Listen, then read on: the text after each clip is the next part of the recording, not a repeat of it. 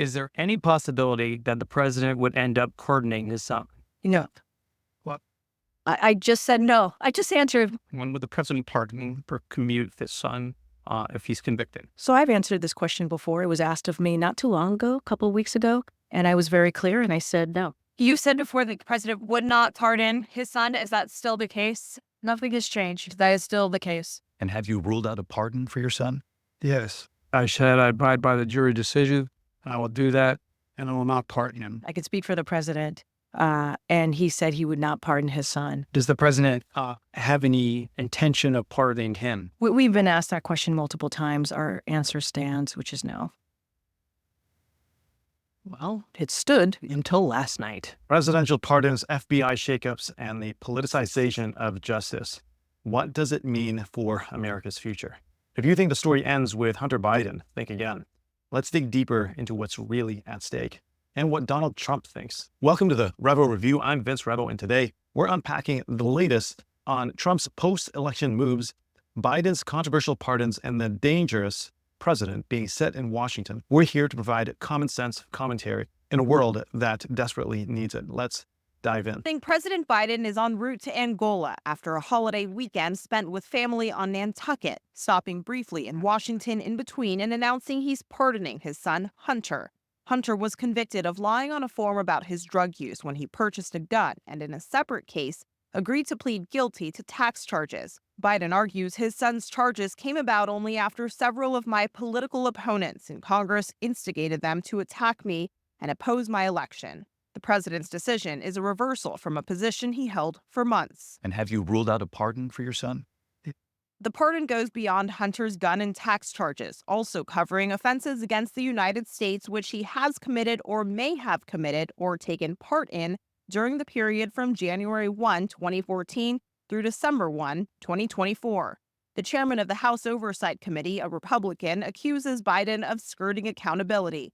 Democratic House Representative Greg Stanton of Arizona also criticized Biden's decision, saying Hunter committed felonies and was convicted by a jury of his peers.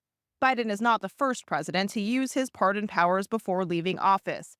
President Clinton pardoned a former business partner and his half-brother, Roger Clinton. President Trump pardoned Charles Kushner, his son-in-law's father, and just announced as Trump's pick for ambassador to France. In response to Biden's decision, Trump wrote, "Does the pardon given by Joe to Hunter include the January 6th hostages?" addressing a promise he campaigned off of. Trump has also promised to go after those he considers political enemies and has announced plans to fire FBI Director Christopher Wray, replacing him with longtime ally Kash Patel, who has vowed to help the president-elect with his plan for retribution. Number one, the pardon problem.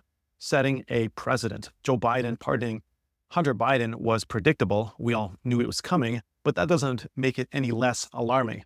This isn't just about Hunter, it's about the precedent it sets. When a sitting president can pardon close family members, it opens the door for political maneuvering on both sides. Trump, now president-elect, has long spoken about pardoning January 6 defendants. And let's be clear, these individuals, many of whom were nonviolent, believe that they were standing up for democracy in the face of what they saw as election irregularities. But Biden's actions give Trump a green light to make his case for these pardons without fear of backlash. The left opened Pandora's box, and now they're scrambling to close it. Number two, Trump's strategic appointments, Kash Patel and beyond. Now let's talk about Trump's recent announcements to potentially nominate Kash Patel as head of the FBI. President-elect Donald Trump has just nominated Kash Patel for director of the FBI. Trump made the announcement on Truth Social just moments ago. During Trump's first term, Patel served as the chief of staff at the Department of Defense. So, Charlie, not too long ago, Donald Trump said that Kash's new book, talking about how he's going to completely eradicate the deep state and also firings at the top ranks of the FBI would sort of be the blueprint for what he would want to do in his new administration. This is a bold move. Kash Patel has been a loyal ally to Trump and has a track record of exposing corruption within the intelligence community. But his nomination signals something bigger, a complete overhaul of the FBI as we know it. Patel has openly talked about dismantling the deep state, rooting out disloyalty, and holding accountable those who have weaponized our institutions. Critics are already calling this controversial, but let me ask you, what's more controversial? A president cleaning house or allowing the same entrenched bureaucracy to run unchecked? If you think about it, Trump's willingness to shake up the system is exactly what people elected him in the first place. If you're enjoying this conversation, don't forget to like, subscribe, and drop your thoughts in the comments below. We want to hear from you because your voice matters. Number 3, the double standards in Washington. One of the most glaring issues in all this is the sheer hypocrisy coming out of Washington. When Trump pardoned Charles Kushner, the media had a field day. But when Biden pardons his son, they say, oh, it's different. Well, it's not different. The only difference is who is in power and who controls the narrative. And the mainstream media won't limit it to pardons. It's woven into the very fabric of how justice is applied in this country. Biden's DOJ has pursued parents protesting at school boards, but they've done little about violent crime in Democratic-run cities. The rules are bent depending on who you are and what political side you fall on. That's not justice. That's tyranny in a costume, which brings us to point number 4. I think obviously there's going to be backlash. Everyone's going to criticize on the left that Donald Trump has yet once again picked another, conservative who happens to also be a friend, who happens to be an ally. But that's kind of what you need in this White House, because if you don't pick people that you trust, then that's when the leaks happen and that's when the backstabbing happens. And for once, he's got people surrounded by him. And I know that Trump is very much a loyalist and he believes in the people that are loyal to him. The bigger picture, restoring accountability. This isn't just about Hunter Biden or January 6th. It's about whether we still believe in the rule of law. Presidents, regardless of party, should not use their pardon power to shield their family or allies from accountability, but they shouldn't also weaponize justice against their political opponents.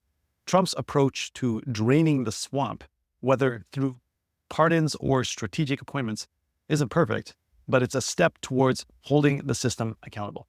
The American people are tired of elites playing by a different set of rules. They want fairness. They want transparency.